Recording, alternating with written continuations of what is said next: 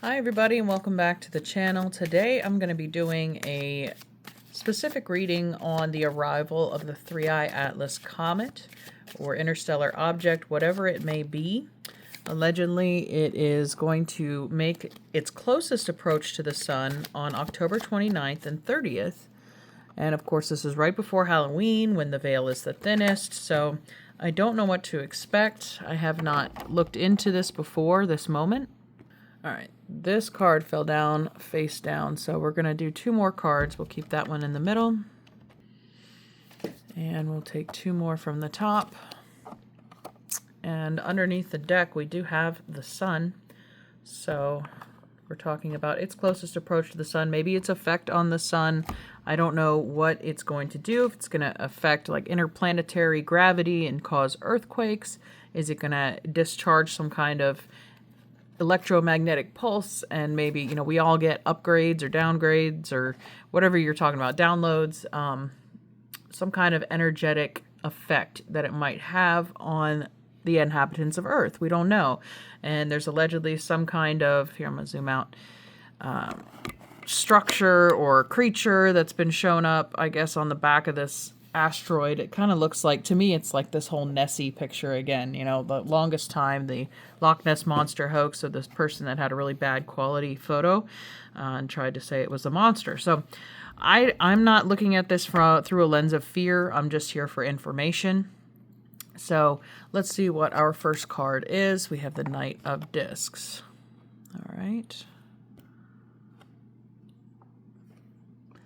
He looks like he's looking up or sun gazing. Let's see if I can get that more. The next one is the Star. Okay. Also head kind of pointing upwards. This could look like a star, obviously, with comet tails blazing off of it. As what I understand, we won't be able to see it because of the brightness of the sun. We have the Hierophant. Okay, that's very interesting. That's the card that fell down.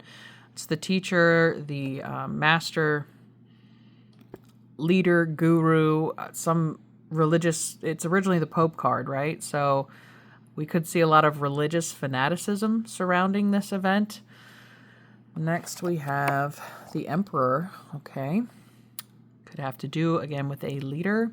Contact with a leader. A leader might come out and say they've had contact with beings from this object.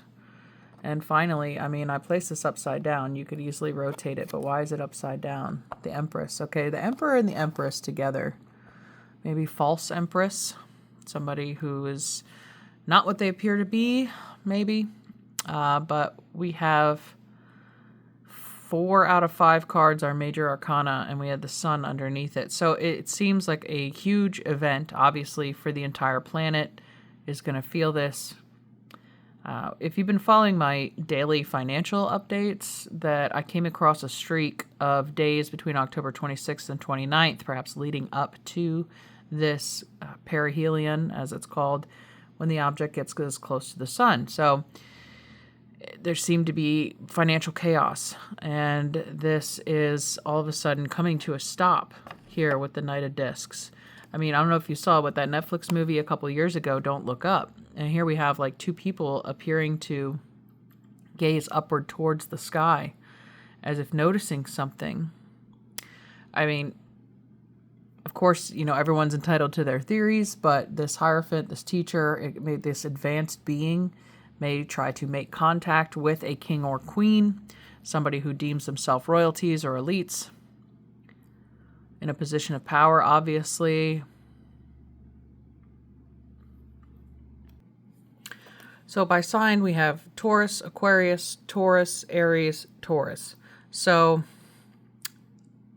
Taurus makes me think of the torus field, the toroidal field, that all living beings of energy, you know, we emit that. It does feel like a higher frequency being poured out onto us. I'm not sure what the purpose or effects are yet, but I pulled a card from my archetype deck, and I get the Crone.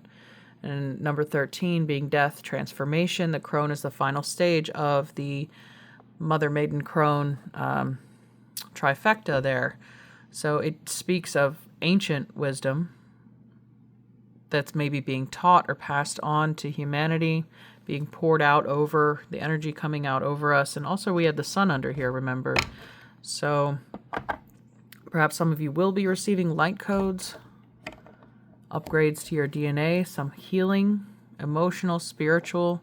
I think it's going to vary based on an individual level. I don't think there's going to be a grand display, you know, an alien coming out of a ship or anything and saying, "Take me to your leader." I don't see that happening. If it is, then it doesn't feel real. It might be fake. But to me, we are in the presence of a higher energy, intelligence, experienced souls. Perhaps if you've ever thought about it or researched about sun gazing, only doing it at sunrise and sunset, the 29th and 30th, perhaps you could absorb these beneficial energies. But I'm just going to read about the crone here. The witch, the old woman, the sage. And the crone has seen it all. Nothing frightens or surprises her. She is the final manifestation in the feminine trifecta of Maiden Mother Crone. In her long life, she's witnessed endless cycles of death, sex, failure, rebirth, conflict, and regeneration, giving her the ability to rise above the world of duality. She laughs at notions of good or bad, right or wrong. She has seen the earth churning, smoldering, taking life and giving life. The crone energy accepts everything in, devouring beauty and suffering with the same mouth, using their energy to reveal hidden secrets and knowledge. Her energy resides in all of us, though it is feared by most for its power and unconventional relationship with death and the macabre. Awakening the crone is dangerously rich and unapologetically magic. It says, magic, clairvoyance, psychic, intuitive, and wise. So a lot of crown and third eye chakra activations.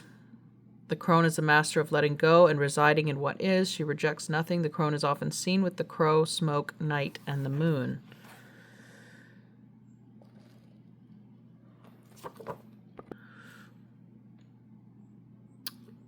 I feel this resurgence of feminine healing and energy returning to the planet. I'm not here to play politics or pick sides. Both male and female are required and valuable in life. But if there has been an over-assertion of masculine, maybe why the Empress came in reverse, it's been dominated for too long. And now there's some sort of need for feminine healing on the planet. And the people that receive these light codes are going to be given the gift and ability to do that, to help restore that balance. With the Knight of Discs starting this reading, it feels like, again, something's going to make people stop in their tracks. They're going to feel either that or grounding isn't completely required at this time. So whatever that means for you, but mostly reconnecting with the earth, being present. Some people feel stuck or they'll remain stuck.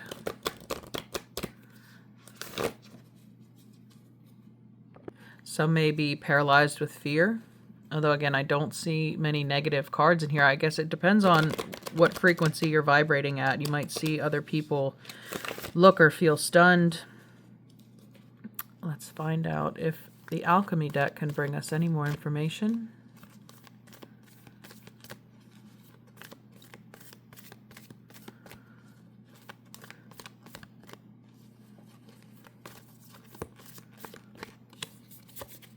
Okay, so we have the Soror Mystica, the Mystical Sister, number 50, 50, and here we have number 5. The Butterfly. And then also number 12, the Melanosis, the Darkening came out. More crow symbolism. Crows are often associated with death. And I mentioned the Death card and rebirth. The Darkening is the first stage in alchemy. So a lot of people, this will be an initiatory energy into their spiritual transformation. People that were stuck or in disbelief, they're undergoing this darkening process before the light can enter. This comet or object could bring a spiritual initiation for many people. into this process if they've never undergone ego death or self-transformation in any way. Snakes and butterflies are both, or the moth is a symbol of regeneration and rebirth. And for others, this may be a reconnection to someone or something that we had forgotten about or let lay dormant for a long time. But the book says it is a sacred ally, anima, or outreach. Just when you thought you could traverse the alchemical path by yourself, Sora Mystica appears. This card indicates a dear friend or sacred ally holds you in their heart at this very moment. With their support, you are able to do what you cannot do yourself. Between you exists an alchemical pact based on the ingredients of respect, honesty, and unconditional love. It's as if you've known each other for many lifetimes. You may have shared an experience from which you are always bonded. This archetype may come in any gender, age, or form. One distinct characteristic of Sora Mystica is that they practice the art of witnessing and listening. They have no need to judge, fix, or give advice. Presence is enough. When this card appears, tend to the flame of friendship. Be a mystical sister to another. An expression of divine feminine principles, Sora Mystica is beyond bloodlines and timelines. It may be someone who is no longer living. Trust your first instinct. So it feels more like, yes, you have a spirit guide, a companion during this time, this transformation. It could be coming from the very source of that comet, but it's saying you're not alone. And to trust this process, that there's somebody as a light in the dark for you. If it's your higher self, your spirit guides or angels, beings, whatever you believe in, that this ancient wisdom is coming through. Even though it might be scary, it might be different, or you don't know what to do with it. There's somebody walking the path with you, even if you can't see them. Or you may end up forming a supportive network of people that you find are undergoing the same experiences that you are.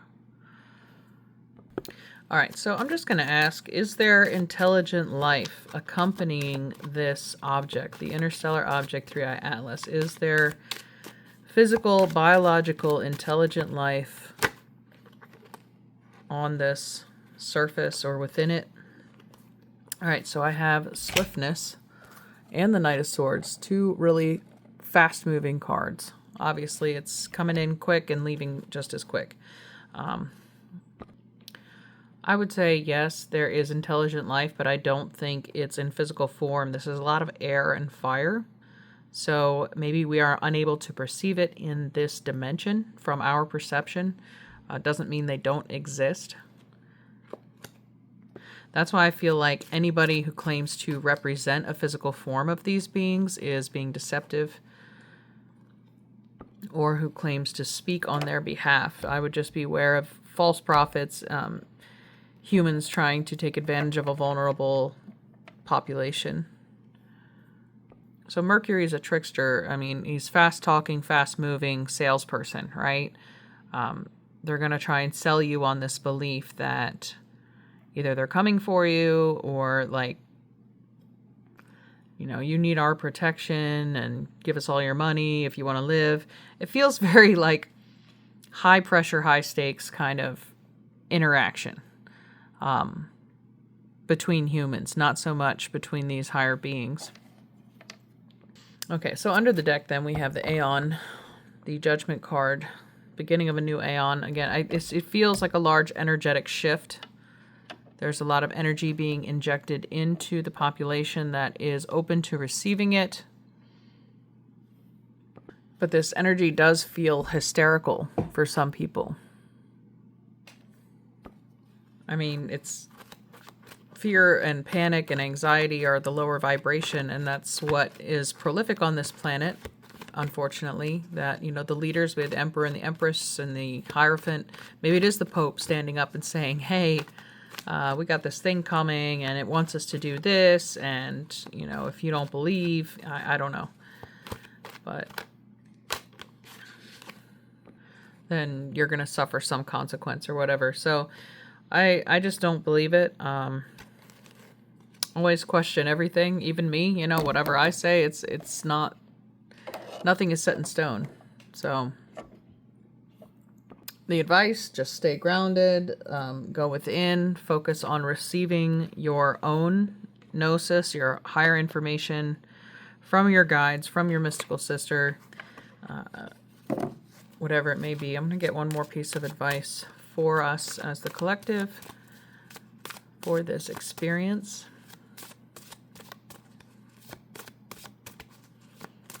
One piece of advice for us. Follow your intuition, yeah. So trust your instinct. It's not wrong. Your gut feeling is right on. And self-reliance. Don't be afraid to fly solo. Yeah, don't follow the herd at this time. That's what this is. It's like follow this belief or this direction, or, you know, a lot of people will be trying to grab your attention. It's like a sucker's born every minute, right? If people want to believe something bad enough, then they will.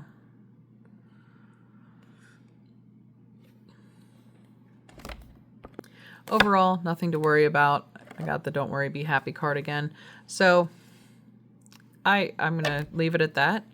But I don't think this is a negative experience. It may be staged as a negative experience for humanity if we don't follow XYZ or follow this leader or do this or that. You know, don't be distracted by the noise. This too shall pass, and then when the dust settles, you know, unfortunately a lot of people might be worse for wear. But conserve your energy. Don't give it away to a destructive narrative. All right. Well, thanks so much for tuning in, and I wish you the best, and we'll talk to you soon. Bye.